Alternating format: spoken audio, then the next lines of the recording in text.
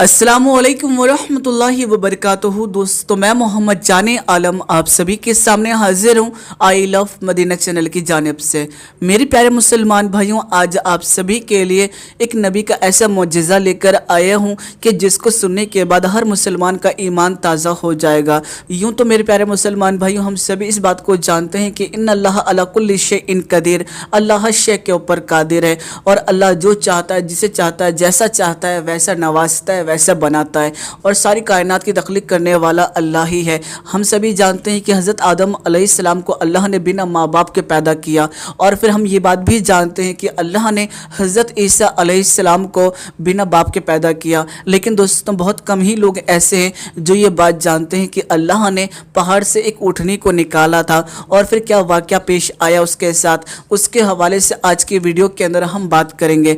मेरे प्यारे मुसलमान भाई, कौम समूद के ऊपर सालेह अलैहिस्सलाम को भेजा गया। जब आप अपनी कौम के पास गए तो वहाँ जाकर आपने हक़ की दावत दी, दीन की दावत दी और उनको हक़ की तरफ बुलाया। लेकिन उन्होंने यह बात कही कि अगर आप अल्लाह के नबी हैं तो आप हमें मुअज्जिज़ा करके दिखाइए और जो हम कहते हैं वो आपको करके दिखाना पड़ेगा। यानी हम चाहते हैं कि ये जो पहाड़ है इसमें से आप एक ऊँटनी को पैदा करें और साथ ही साथ वो बच्चे वाली होनी चाहिए। तो मेरे प्यारे मुसलमान भाइयों, अल्लाह के जो नबी हुआ करते हैं वो मुअज्जिज़ा दिखाने से कभी पीछे नहीं हटा करते हैं, क्योंकि लोगों को हक़ के रास्ते पर लाने वाली बात होती है, इसीलिए फ़ौरन ही वो राज़ी हो जाया करते थे। लेकिन मेरे प्यारे दोस्तों, ये बात भी बिल्कुल सच है कि बिला वजह अल्लाह के नबी किसी को मुअज्जिज़ा नहीं दिखाया करते थे। जब ज़रूरत पेश आती तभी आप दिखाया करते थे। मैं आप सभी को बता दूँ, हज़रत सालेह अलैहिस्सलाम ने जब अपने कौम की ये बात सुनी कि वो तभी ईमान लेकर आएंगे जब उनको मुअज्जिज़ा दिखाया जाएगा और जिस हवाले से वो बात कर रहे हैं वही मुअज्जिज़ा दिखाया जाएगा तभी वो ईमान लाएंगे।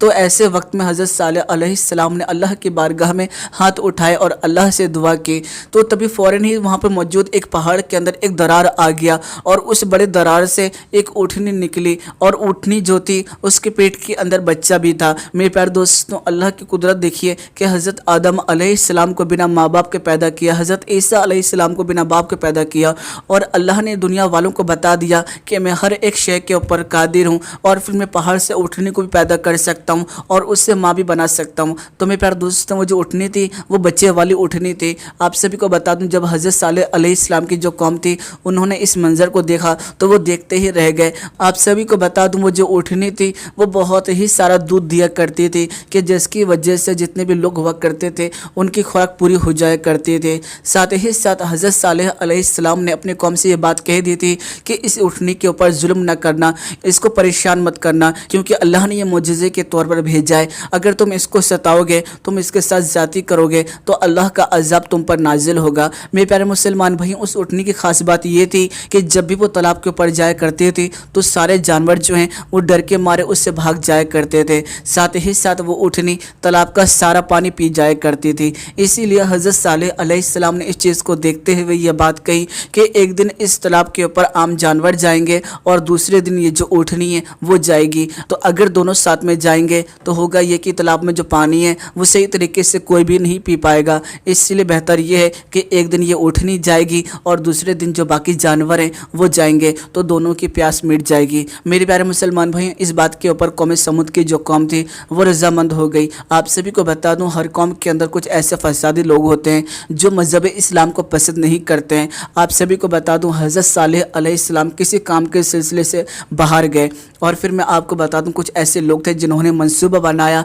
और उन्होंने तय किया कि तालाब का जो सारा पानी होता है ये ऊँटनी पी जाती है और हमारे जानवरों को सही तरीके से नहीं मिल पाता है। इसीलिए बेहतर ये है कि हम इसे ज़बह कर दें, इसे निस्तो नाबूद कर दें। मेरे प्यारे दोस्तों, मैं आप सभी को बता दूं, उसी कौम के अंदर एक सुर्ख आदमी था, एक काला आदमी था जो एक ज़िनाखोर औरत की पैदाइश था। उससे लोगों ने जाकर ये बात कही कि तुम हज़रत सालेह अलैहिस्सलाम की जो ऊँटनी है इसको ज़िबह कर दो। मेरे प्यारे दोस्तों, इस बात के ऊपर वो जो शख्स था वो राज़ी हो गया और उसने मौका पाते ही उस ऊँटनी को ज़िबह कर दिया। आप सभी को बता दूं, वो जो ऊँटनी थी उसने एक बच्चा भी जना था, जैसे कि मैंने आपको बता दिया था कि वो माँ बन के पैदा हुई थी। मेरे प्यारे दोस्तों, जब ऊँटनी के उस बच्चे ने अपनी माँ की यह हालत देखी तो फ़ौरन ही भागने लगा। सारी कौम के लोग जो थे वो उसी ऊँटनी के बच्चे के पीछे भागे, लेकिन वो जो ऊँटनी का बच्चा था उस पहाड़ से जाकर टकराया और उसी पहाड़ के अंदर दाखिल हो गया और बिल्कुल गायब हो गया। यानी ऐसा महसूस हो रहा था कि कभी कुछ था ही नहीं। तो इस चीज़ को देखकर वो सभी के सभी हैरान थे اور پھر وہ سبھی کے سبھی اونٹنی کے پاس گئے، اس کا جو گوشت تھا اسے بھون بھان کے کھایا۔ میرے پیارے دوستوں، جب حضرت صالح علیہ السلام اپنی قوم کے اوپر واپس لوٹے تو وہاں آنے کے بعد انہوں نے پایا کہ وہ جو اونٹنی ہے نہ ہی وہ اونٹنی نظر آتی ہے اور نہ ہی اس کا بچہ نظر آتا ہے۔ تو جب آپ نے لوگوں سے پوچھا تو آپ کو یہ بات معلوم پڑی کہ قوم کے لوگوں نے اسے ذبح کر دیا اور اس کا گوشت جو تھا اسے کھا لیا۔ تو میرے پیارے دوستوں، اس بات کے اوپر حضرت صالح علیہ السلام جو تھے وہ بہت زیادہ ناراض ہوئے اور انہوں نے یہ بات کہی کہ میں نے تم سے یہ بات کہی تھی کہ اللہ کا تم پر عذاب نازل ہوگا، تم نے ایک بڑا ہی گناہ عظیم کام کیا ہے۔ تو یہ سبھی باتیں سننے کے بعد قوم کے جو لوگ تھے وہ یہ بات کہنے لگے کہ جس عذاب کا تم وعدہ کرتے ہو تم وہ عذاب ہم پہ نازل کروا دو، اور اسی بات کو لے کر وہ سبھی کے سبھی ہنسنے لگے۔ میرے پیارے دوستوں، جب اللہ کی ناراضگی آتی ہے تو یقیناً کوئی نہیں بچ پاتا ہے۔ آپ سبھی کو بتا دوں، ایک دن ایسا ہوا کہ اس قوم کے اوپر ایک عجیب سی آواز گونجی اور ایسی چیخنے کی آواز تھی کہ جس کو سننے کے بعد ہر کسی کے ہوش اڑ گئے۔ پھر تبھی اچانک ایک بہت بڑا زلزلہ آیا،